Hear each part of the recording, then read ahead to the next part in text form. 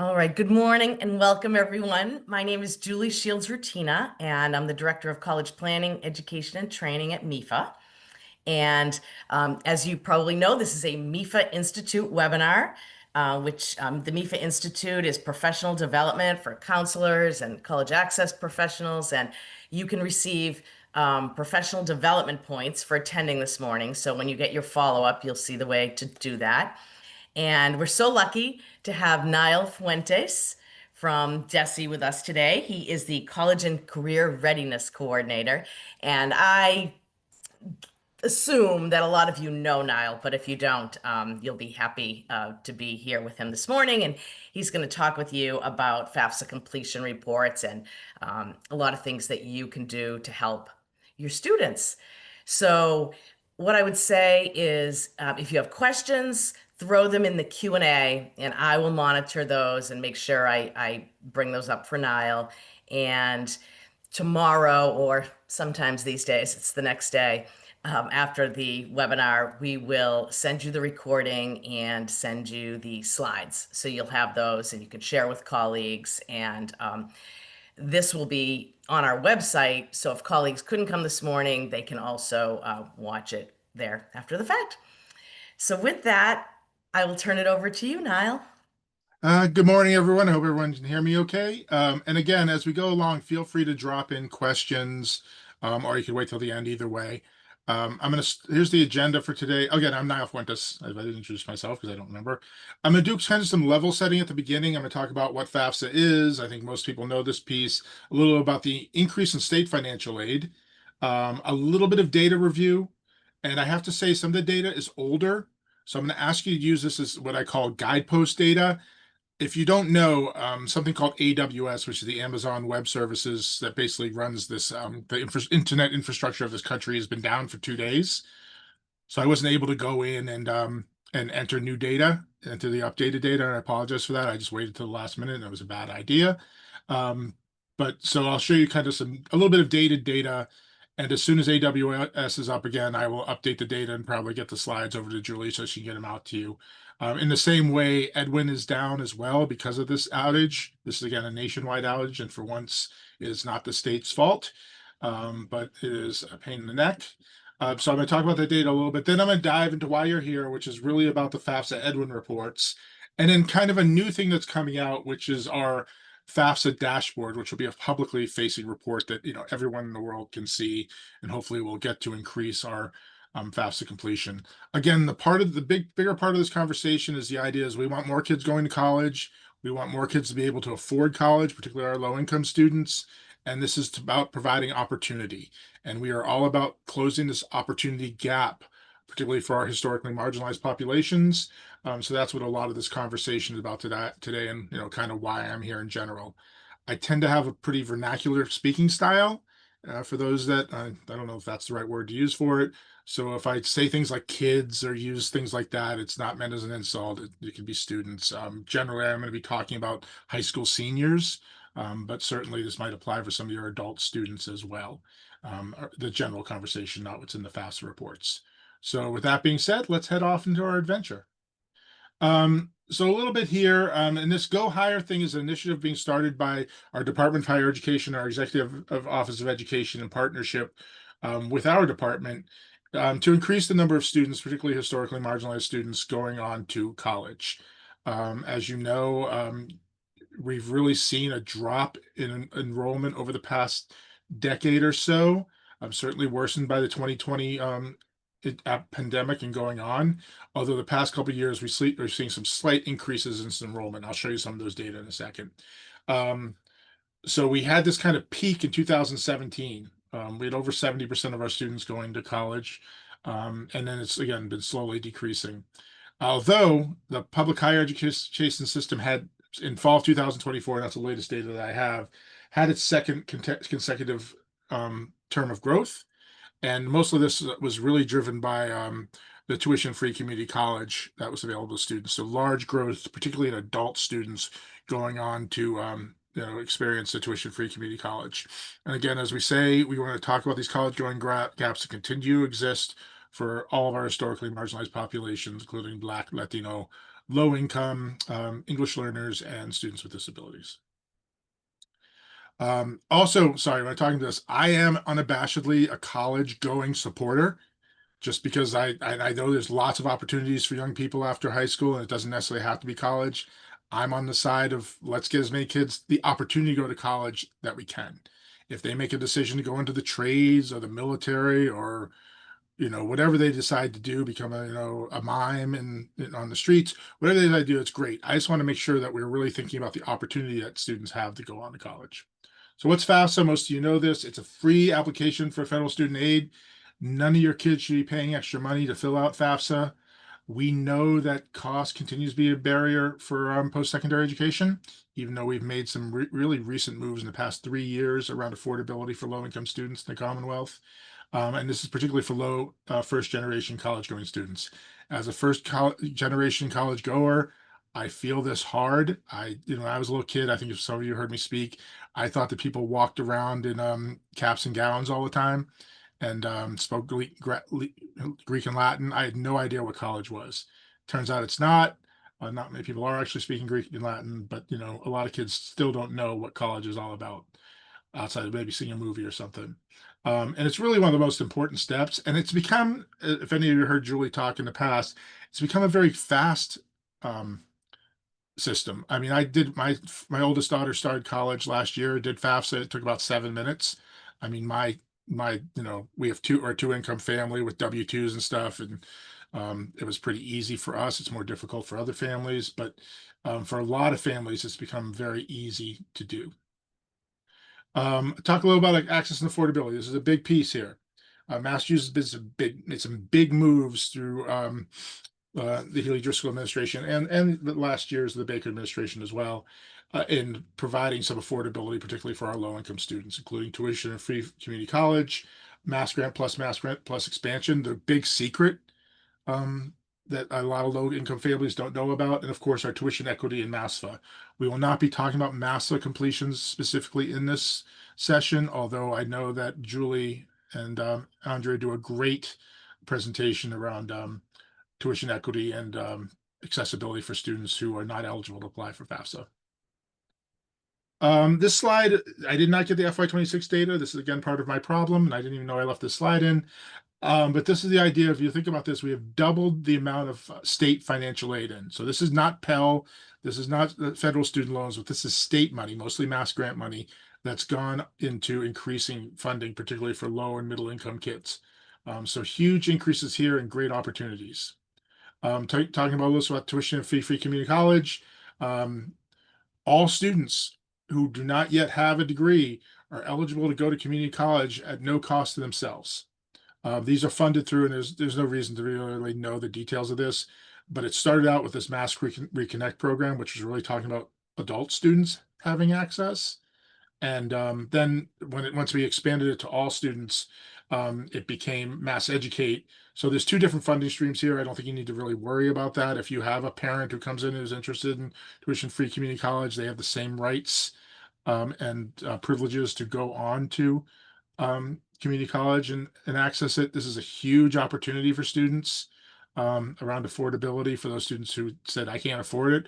And a lot of kids who, kind of, hey, I'm staying home. I'm not ready to go off to a 4-year. There are great opportunities in community college. I'm a community college graduate. I'm always going to advocate for community college. And I also say that community college is hard because you need to have a lot of, a lot of times you're going and you're isolated and you're doing your own thing. You're going home. It's harder than being amongst all college students, but it is a great opportunity for a lot of our kids and adults. Just a little bit about free community quote free community college. And I don't really like that term that much. It is a last dollar grant program, which means they're going to take up your Pels and your Mass Grant and all that stuff before they finish off paying off your tuition and fees. So it's just a reminder. You just don't just show up on campus and expect to start classes right then. I think it's important to really inform students and families about that. But there is an opportunity for book and supply allowance, etc. And these are for full and for part-time students. So this is a great opportunity for kids.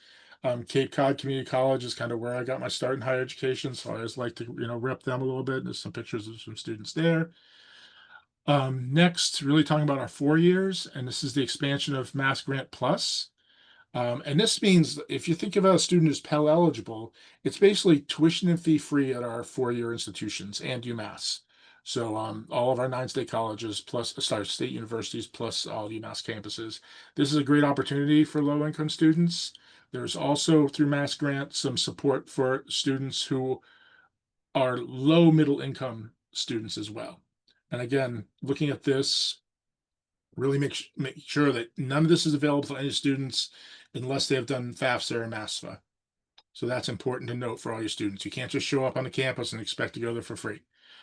Also, this generally does not cover room and board for those students who are going to be, not going to be commuter students. UMass is mostly a commuter school. UMass Boston is mostly a commuter school, but not all.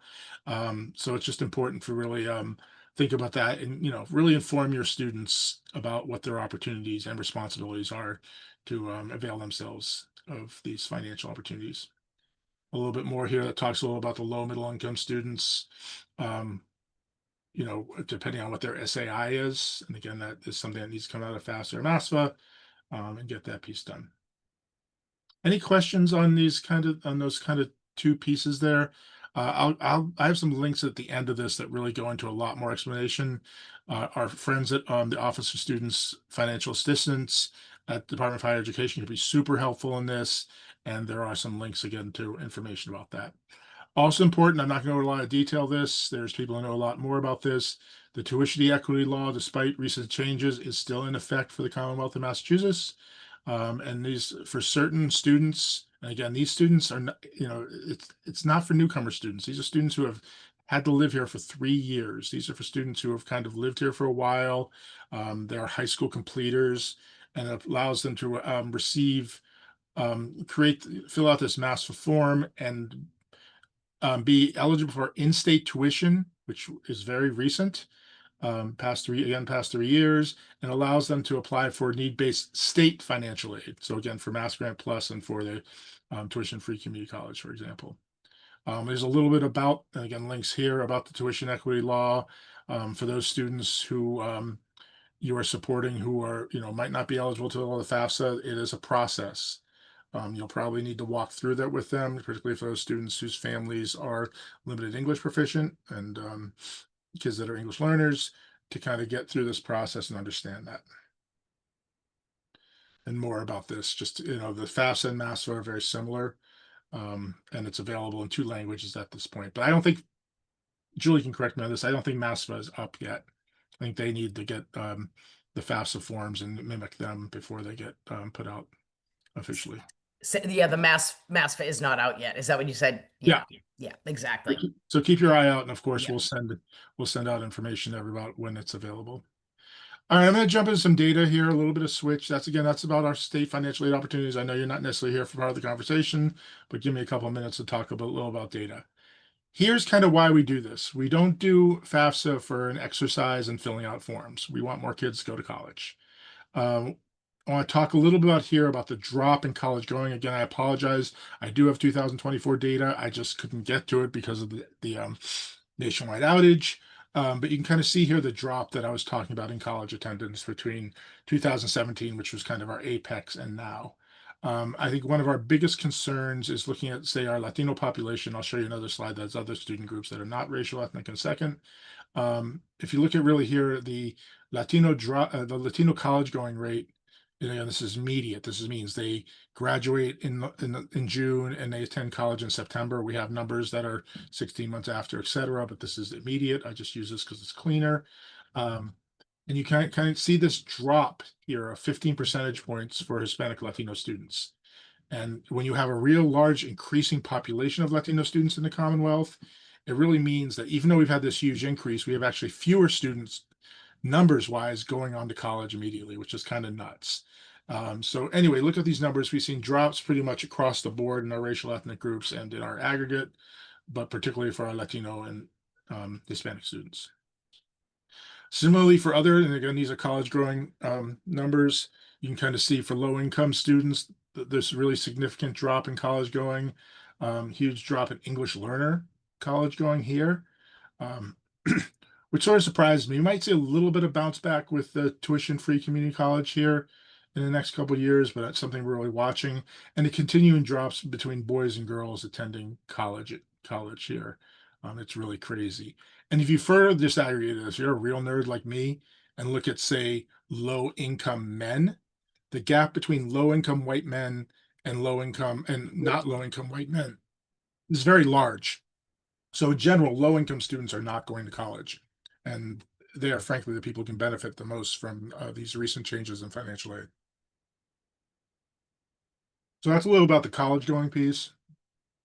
Here's a little bit of FAFSA piece. Again, this is older data, but this FAFSA completion data kind of aligns with what we've seen in the college going drop. So obviously, if you're not going to college, you're probably not doing FAFSA, but you see drops kind of around the horn here. There's been some ups and downs through COVID, etc. 2018 is the earliest data we have. That's why I didn't match it with the 2017, but you can kind of see here these drops and these huge gaps in FAFSA completion. Similarly for FAFSA completion for by other student groups, and you can kind of really see this again, this huge gap in the small number of low-income students that are completing FAFSA. In fact, in 2024, low-income students completed FAFSA at a rate 26 percentage points below non-low income. That's enormous. And again, not having students, in college, kind of breaking that cycle of poverty and having access to these great financial aid opportunities is one of our challenges.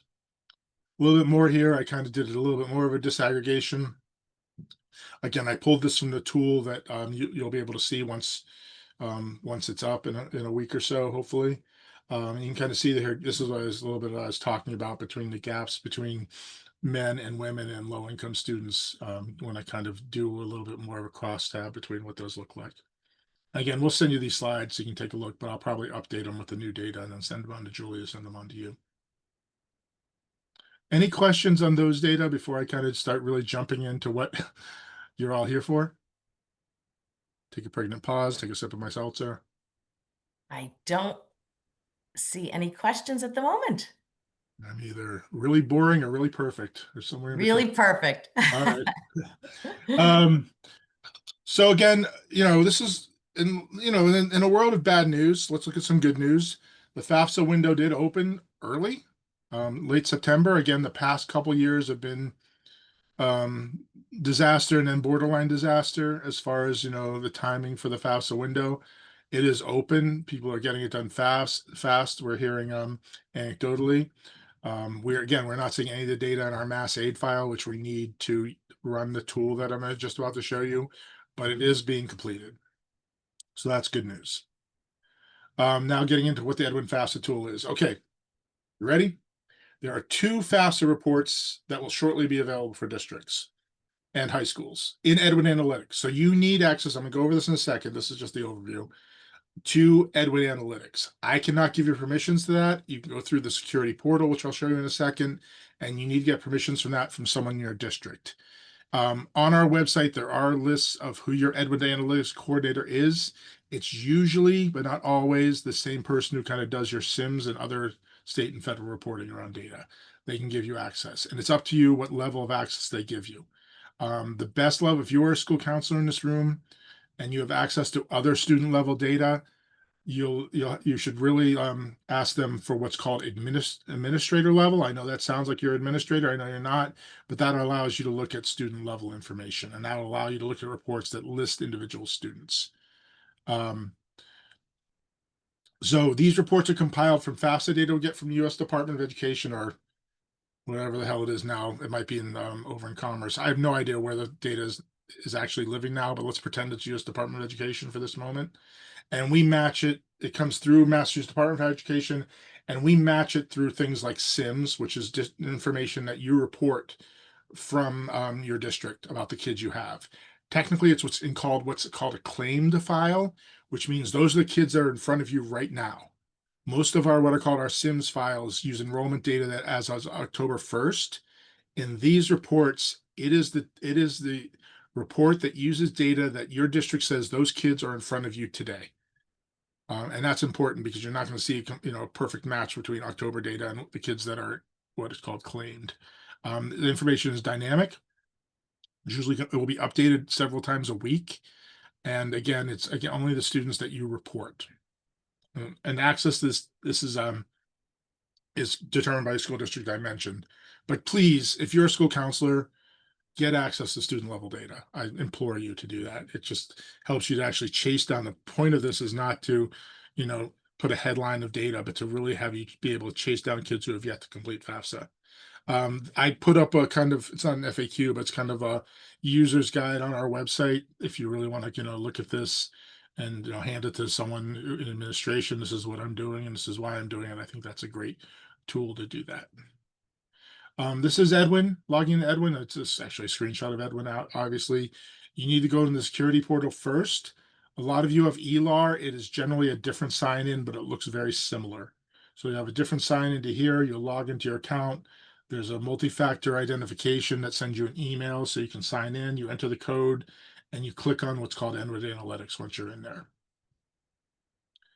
You'll get to this Edwin homepage. There's so much information on Edwin, it's crazy. A lot of the information I showed you about college access, you can access those reports for your own school as well. So if you want to see if you are an Abby Kelly charter school, which is the first one in the alphabet, and I know more about this school than I probably should, just because it's the first in the alphabet, you can click on your school and you can see all information about where your kids went to college, et cetera, et cetera.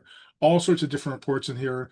A lot of people use this for MCAS, but this is about FAFSA right now, but it's the same kind of entry point. Important, I know it's silly to have a slide for this, but this is probably a quarter of our calls and emails are like, I can't see the reports. You have to hit this little green button in the right-hand corner. So once you've done your filters and stuff and chosen what you need to hit view report to get to see the actual report. And when you see it again, you can't look at it now because it's down, but you can you'll be able to see what I'm talking about. In FAFSA and Edwin, we have two different reports. We have a district and school view.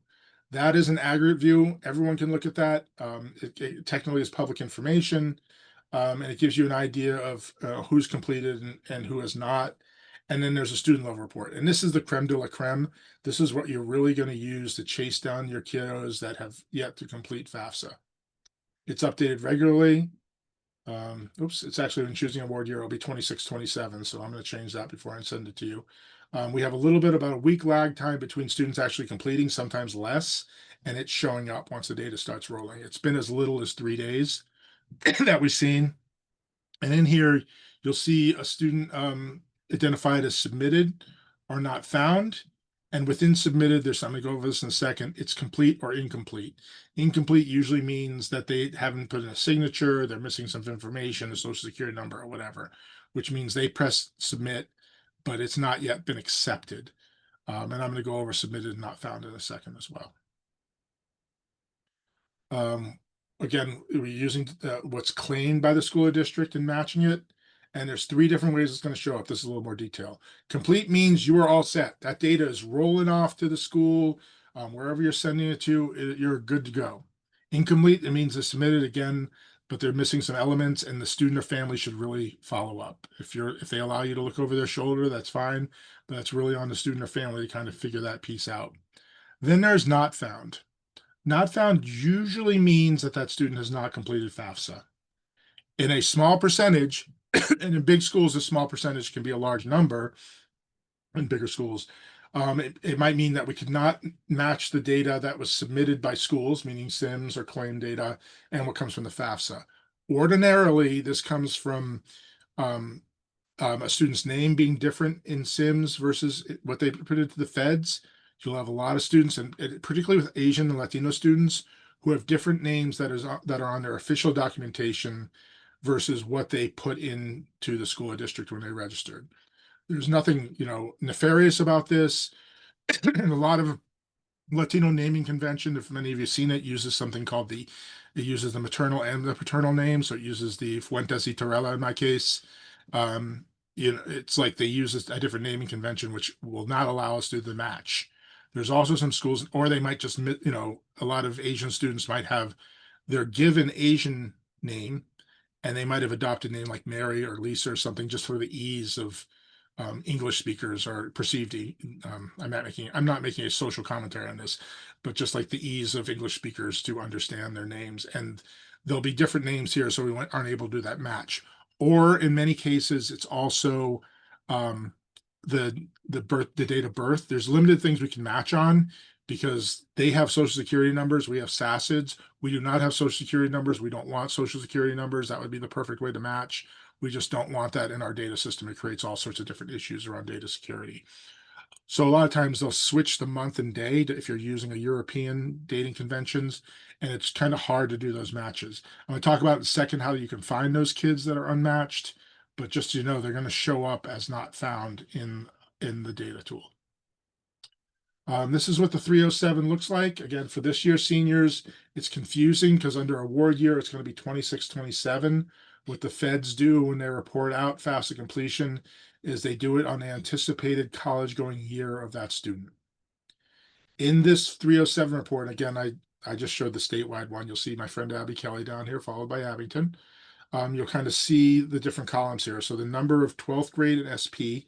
And in this, again, we're using students. SP means those students are who are students with disabilities that are still enrolled in your high school. And those students might be in out of district placements, but they're still put on the record as being at your high school. But they're ungraded. They're not in a particular grade. They're usually students who are staying there at 22 for the most part. And I'll show you kind of, we added a different filter on this if you didn't want to see all those students, but we felt strongly from an equity point of view, even though very few of those SP students actually complete FAFSA, that we should show all these data for your students because they are students that are under your tutelage, care, etc., leadership, and post-secondary outcomes. So you'll see here the numbers might look a little lower than you anticipated because of those students that are in there. They're probably like 1% to 1.5% of students are students who are designated as SP. You'll see again the number who have submitted, the number complete, and the number incomplete, and the number not found. And again, not found is usually students have not completed FAFSA, but sometimes a student couldn't match. So that's the aggregate. It's great to know. This is kind of the scoreboard. It allows you to set targets, etc. Think about your district and school strategies, etc. The more, whoops, and here's another one here. I used Worcester because I have multiple high schools. You can kind of look at, if you're a district of multiple high schools, all your high schools. Anytime you see one of these blue links and you have the correct level of access, you can click on this blue link and you can get to our student level report. Oops. So this is what the student level report looks like. This, again, obviously, I took out all the identifiable data in this. This is real, but otherwise this would be real data from last year. And you can kind of see going across name, et cetera, the SACID. Again, if you see the SACID there, the SACID will also be a blue link. If you hit that blue link where it says SACID, if you can see that and have access, you can actually get to a student profile report, which is called the PR 600, which basically has all the data that you report to the state, are we MCAS data, et cetera, attendance data, everything about that individual student, not just related to FAFSA or college going, but everything kind of about that student that you report to the state. It's a great tool if you're kind of trying to remember, oh, what's this kid all about? And like you can just click on that and like, oh yeah, I can remember what this student is. We put a lot of information here too about race and gender, low income, etc. I think this allows you to really kind of set goals and make sure you're targeting populations and you have equity in mind when you're doing this type of work. For students who have completed FAFSA, you will see a completion date there, and that could be all over the place. These dates are a little bit, okay, there's some students that were actually completed still in August. But you can kind of see what the date there is, and the yes, no, sometimes it's easier to filter, and then complete, incomplete, etc. So this is kind of what you see here. It's the most valuable tool you're going to have that I'm going to show you today. So I really encourage you to really, once this opens up, to really take a look at that and use that. A little bit closer look here, a little bit focused. Again, the blue link is a hyperlink. This is obviously fake data here, but allows you to look at the information about what that student and what that student looks like, etc. Remember that some of these students that are not found are going to be found they just were not available in our matching algorithm. I add this slide in because I think I always forget to show people this. One of the beauties of these reports is it's nice to look at something in the screen, etc. There's an export function on this. So when you're looking at that list of students, and it might be hundreds of seniors in SP students in your school, you can export it to any one of these things. I don't know why you want to extend it to PowerPoint, but maybe you can. But Excel tends to be the best place to go. And Excel is great because you can do those filters, you can do that sorting and really target students. I would even say add a column. So if you have 4 school counselors working on this, you can kind of divide them up and kind of, we'll chase down these kids. If you're working with a trio program like Gear Up, etc., kind of hand this off and say, hey, here's the kids we're really thinking about, and I know these are your kids. Let's go attack this and really be strategic and tactical about how we're going to get kids to complete FAFSA. The beauty about the Excel sheet is it will create 2 different tabs. One will be those matched students, and one is these unmatched students. And I'll talk about that in a second, but it's a great way to look at the students who are completing FAFSA or not completing FAFSA in school. Also, a new feature this year allows you to select the grade. So again, in these files, it should only be 12th graders and SP students. Most of your SP students in a lot of schools are going to out of district placements. So if you're working with the out of district placements, I just want to choose my SP kids and see where they are, so I can go to, when I'm working with my 766 school that we did now district placement school with, we can kind of attack those kids and or just look at my 12th graders because those are the kids that are right in front of me right now. So this is a great way to kind of make the numbers more targeted.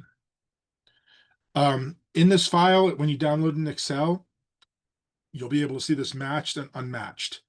Unmatched, non-matched students are students who said they went to their high school in their FAFSA, but we don't do a match for. A lot of times those students might have dropped out. They might be an adult program or something like that, but they just put the high school they last went to, even though they're not necessarily supposed to. A lot of times students in your unmatched will also be students, and probably the majority of them maybe, whose names are different, whose other information is incorrect, and that we couldn't do a match. So look at this unmatched file before you panic. And Janie has said, yeah, I did FAFSA. I'm sure I did. Look at this unmatched list to see if we find them. There's no way of us changing the data in our system. There's 70,000 kids, or 76,000 kids or so. But it is for your local records, you can kind of check them off if you see them in the non-matched file. But sometimes you're going to see kids in the non-matched file that, again, aren't your student anymore, but just say they are. Or they might be going to private school and they just put you as a school or whatever. So there's no need to panic about the non-match, but a lot of times you're going to find kids that are in your school who have completed FAFSA. And again, kind of recovering this, Alex said they did FAFSA. They might be in the unmatched. And really thinking about downloading this Excel files so you can look at it. And then there's no way for us to really fix those. A lot of people have kind of yelled at me over the past few years, like, why can't you fix this? And like, I don't know. Mary Chong and Al Day Chong are different people according to our system. I can't go in and change out who they are. That's an actual case, actually, but I changed the name slightly.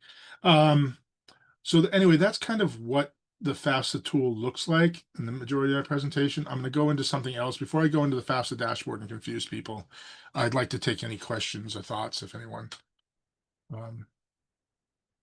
has any.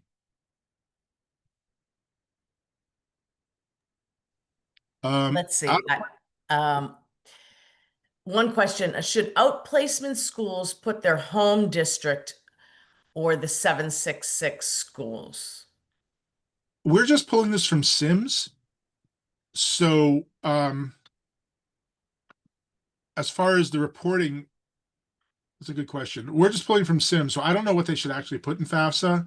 I wouldn't worry about it as long as we're thinking about those kids. Again, the number of SB students who actually do FAFSA is very low, like in double digits out of the thousands of students there are. But I would just not mess with FAFSA that much because I'm sorry, with Sims that much because it has to do with like funding and things like that, and not mess with that. I would just do probably what is most convenient for you. Okay. Oh, And one other I question, don't just have a good going back, answer. I actually responded to it by over email, over the question section by giving Stephanie Barbosa's email. But I'll just ask if you had any thoughts about it. Let me just see what it was. Um, For MASFA, do students need to complete 3 full years of high school in Mass or just be enrolled in 3 school years? In other words, can they enroll in the middle of grade 10? And I just didn't know if you had any more detailed thoughts. I think it's three enrolled 3 years, but I would go with Stephanie on this. Yeah. She's Stephanie Barbosa works at the Office of Student Financial Assistance at DHE, and she's fabulous. And she's Yes. the authority on all things MASFA. So I'd always defer to her on those questions just to be sure.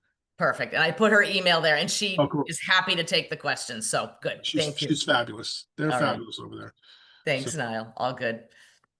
and again, I'm gonna when we get the presentation, I'll put it in the oh, this is just the host and panelists. Can I send it to everyone? I I'll show you what our email is, the easy to remember email, because either Kate or my colleague Kate or I can answer it around the FAFSA tool. Again, you're going to go into Edwin Analytics. It's not going to be there because AWS is down. So hopefully next week, take a look. Let me know. We can, redo this at some point, ask questions, and get that piece. So that's the FAFSA tool. I do want to talk to you about something else that's coming up. That's going to be more public facing and outside of the security portal, and that's the FAFSA dashboard. So this FAFSA dashboard, we're thinking it's going to start in December, once we get SIMS data finalized. And this dashboard will really provide frequent public updates around FAFSA completion by school district and student group. So again, everybody can look at this. Your school committee will see this, the newspaper, my mom, whoever wants to look at students. And on the other side, people advocating college access and other people advocating for FAFSA completion will really be able to look at this. The intent is really to increase FAFSA completion. There's a couple different reports that have come out of our various educational agencies to really think about this low FAFSA completion college enrollment issue, including there's a group called ACARE that was really trying to increase exposure and access to higher education, plus a joint FAFSA resolution of both of our boards, which kind of govern our work, to set completion goals and really track and leverage existing partnerships, and also use to target our communications and any resources that we have to communities and populations that have low FAFSA completion. So that's kind of the why. What it is, wow, this is quite a sentence, Niall. Um, I'll fix this. So this is a kind of joint agency collaboration, and any complicated bureaucracies, these things take time. It's using the same data source we're using for these FAFSA reports, but we're going to start saving the data every couple weeks. So every couple weeks we will present kind of updated data in this dashboard starting in December. Um, and going forward, be able to look year to year. So we'll be able to look at on March 1st, 2026, it was this. On March 1st, 2027, it was that, to kind of see how we're doing, what progress it is. Again, available at state, school district, and selected student groups. This visualization is a little bit different. We're going to use students that were enrolled, that were seniors as of October 1st. The reason we're doing this is it really provides some stability. The reports that are in Edwin will always be dynamic. There will always be all those students that are in front of you.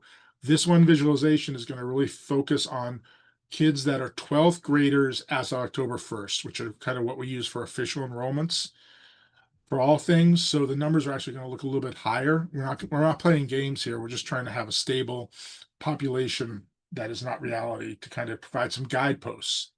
This is not part of the accountability system, anything like that. It's not meant to shame districts. It really is about to get resources and get us kind of moving on what it looks like around FAFSA completion.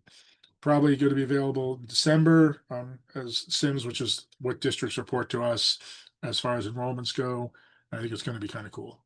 We're going to show statewide overview, district and school overview, kind of big movers. So big movers are people who say, hey, in the past month, Chelsea has increased this many students and stuff like that.